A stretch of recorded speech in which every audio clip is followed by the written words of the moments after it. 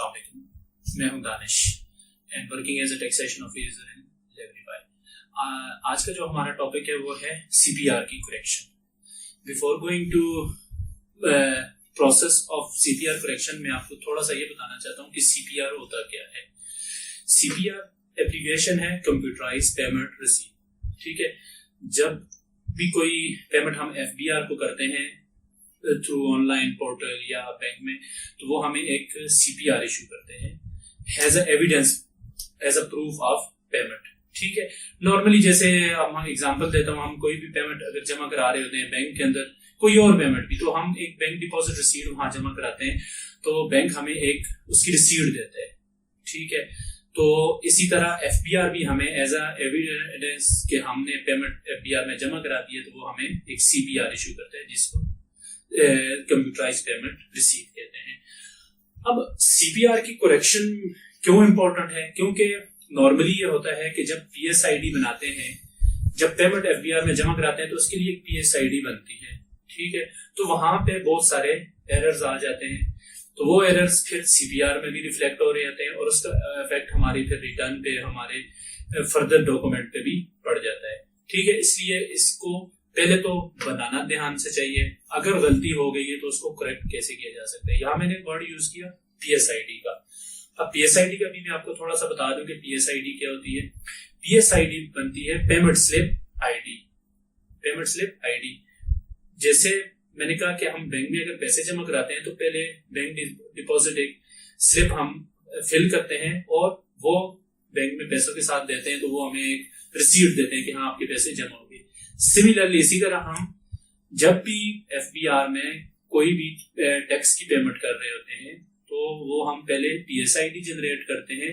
पीएसआईडी के अंदर पूरी इंफॉर्मेशन दे रहे होते हैं कि टैक्स ईयर ये है, किस सेक्शन के अंडर हम टैक्स जमा करा रहे हैं और एट लास्ट के टैक्सेबल इनकम कितनी है और इसके ऊपर टैक्स अमाउंट कितनी है, एक्सेट्रा। ये सारी इंफॉर्मेशन हम पीएसआईडी के ऊपर दे रहे हैं। अगर वहां पे हमारी इंफॉर्मेशन गलत हो गई, हमने टैक्स ईयर 2020 की जगह 2021 लिख लिया, ठीक है, 19 की जगह 18 लिख लिया, 18 की जगह 17 लिख लिया, तो हमारी वही एरर आगे सीपीआर पे भी रिफ्लेक्ट होगी और उसके हमारे जो डॉक्यूमेंट हैं, जो हमारी डॉक्यूमेंटेशन है टैक्स की, उस पर एडवर्स इफेक्ट पड़ेगा और हमें फिर मसले मसाइल होंगे।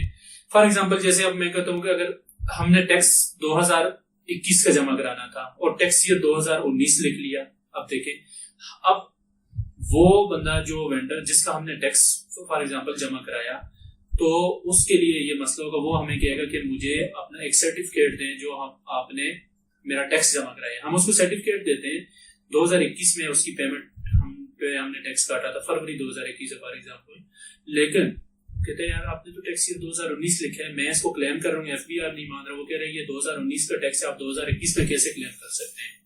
तो वहां पे फिर ये चीज मसला आ जाता है। तो इसलिए इस चीज से बचना चाहिए और पहले ही एरर फ्री पीएसआईडी ताकि बन जाए। अब एग्जांपल के तौर पर बहुत सारी इस तरह की एरर हैं जो हम सीपीआर में आ सकते हैं, जैसा कि वो टैक्स ईयर का भी हो सकता है, इसके अलावा सेक्शन का हो सकता है कि हमने सेक्शन का गलत लगा लिया, 155 लगाना था 153 लगा लिया। इसके अलावा हमारा टैक्स पेयर का नाम गलत लिख सकते हैं, एबीसी लिखना था XYZ लिख लिया फॉर एग्जांपल, एनटीएन गलत लिख लिया, सीएनआईसी नंबर गलत लिख लिया, ये एरर हो सकता है।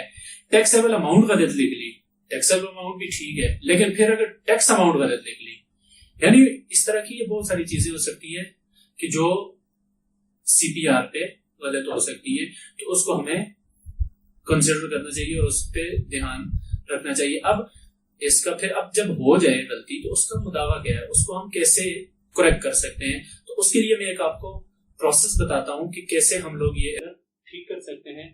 तो उसके लिए मैंने आपको स्क्रीन के थ्रू मैं आपको ये प्रोसेस समझा देता हूं। आपको स्क्रीन पे मेरी नजर आ रहा होगा, ये आयरस है, ठीक है। अब मैं एज अ डमी अपना ही अकाउंट यूज करूंगा, ठीक है, ये हम लॉगिन हो गए। अब यहाँ बहुत सारी टैब आ रही है, ऊपर आ रही है रजिस्ट्रेशन की टैब, डिक्लेरेशन की, asset declaration, rectification, appeal, refund, NP, with holding, advance tax, और ये आ रहे हैं सीपीआर करेक्शन। ठीक है, आपने यहाँ करेक्ट करना है सीपीआर करेक्शन और यहाँ पे correction for income tax, sale tax and APD, यहाँ पे क्लिक करना है। ठीक है, उसके बाद आपके पास एक विंडो ओपन होगी जहां पे आपने एप्लीकेशन लिखनी है और सब उससे पहले बल्कि आपने पीरियड सेलेक्ट करना है। अब पीरियड क्या सिलेक्ट करेंगे, आपने जिस साल का सीपीआर करेक्ट कराना है वो पीरियड आप मेंशन कर दें। 2018 में कोई गलती हुई है 2018, 19 में गलती हुई 19, 20 में हुई है 20, 21 में हुई है 20, हम 2020 सिलेक्ट कर लेते हैं। फर्ज करें हमारे सीपीआर 2020 में एक एरर आ गया था, हमने वो करेक्ट कराना है। ये आपने सिलेक्ट किया, ये प्रोसेस है। यहाँ आपके पास एक फॉर्म इस टाइप का ये ओपन हो गया। क्या कहते हैं, type correspondence body text here. यहाँ हम लिखेंगे डियर सर फलां फलां सर, जो भी है। अब यहाँ पे टाइप बॉडी आप करेंगे, रिगार्ड्स करेंगे, सारा जो आपको बताया कि हमने सेक्शन गलत लगा लिया है या हमारा टैक्स पेयर नेम गलत हो गया है, एनटीएन गलत हो गया है, टैक्सेबल अमाउंट गलत हो गई है, टैक्स अमाउंट गलत हो गई है, सारा लिख के यहाँ रिगार्ड्स करके इसको सबमिट कर देंगे।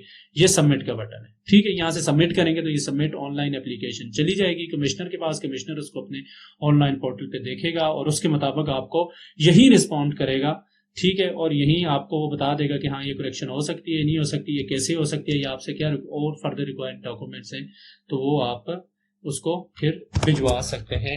तो इस तरह आसानी से आपका सीपीआर करेक्ट हो जाए। ये तो था सीपीआर की करेक्शन का तरीकाकार। इंशाल्लाह नेक्स्ट वीडियो में किसी नेक्स्ट टॉपिक के साथ हाजिर होऊंगा। इंशाल्लाह आपके सामने। इजाजत दीजिए, अल्लाह हाफ़िज़।